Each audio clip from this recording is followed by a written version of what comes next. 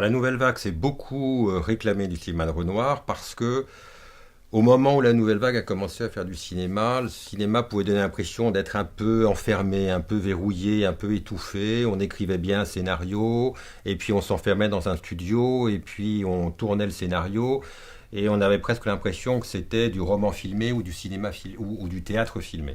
On avait un peu l'impression que c'était du roman filmé ou du théâtre filmé. Renoir, c'est vrai, dès les années 30, dès La Chienne, dès Boudu sauvé des eaux, à plus forte raison dans les films suivants comme Partie de campagne et même La règle du jeu. C'est quelqu'un qui a beaucoup travaillé en studio, mais aussi en décor naturel. Et cela, ça a beaucoup plu aux gens de la nouvelle vague parce que le studio, ça coûte très cher et que pouvoir tourner dans la rue, pouvoir tourner à la campagne, ça facilite le tournage et puis ça apporte une espèce de fenêtre ouverte sur la vie. Ça, c'est un des premiers aspects vraiment importants. L'autre aspect, c'est le rapport justement à l'écriture et au scénario. La nouvelle vague a cru à tort, et Renoir les a encouragés dans cette croyance, la nouvelle vague a cru à tort que le scénario n'était pas une chose très très importante quand on préparait un film, et qu'éventuellement on pouvait même écrire un scénario et tourner un film différent. À tel point que Renoir a commencé à entretenir dans les années 50, quand il commençait à être un vieux monsieur, qu'il était interviewé par les critiques qui allaient devenir les cinéastes de la nouvelle vague, donc François Truffaut, Éric Rohmer, Claude Chabrol, Jacques Rivette.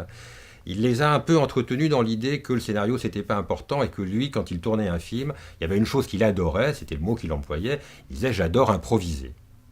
Et ça, c'est une légende que Renoir a construite, qui laissait à penser que sur le plateau, chacun faisait ce qu'il voulait. Et la grande astuce de Renoir, c'est que quand vous voyez ces films, on a presque l'impression qu'ils ont été faits comme ça, en famille, qu'il n'y a pas de travail, qu'il n'y a pas d'art, qu'il n'y a pas de verrouillage.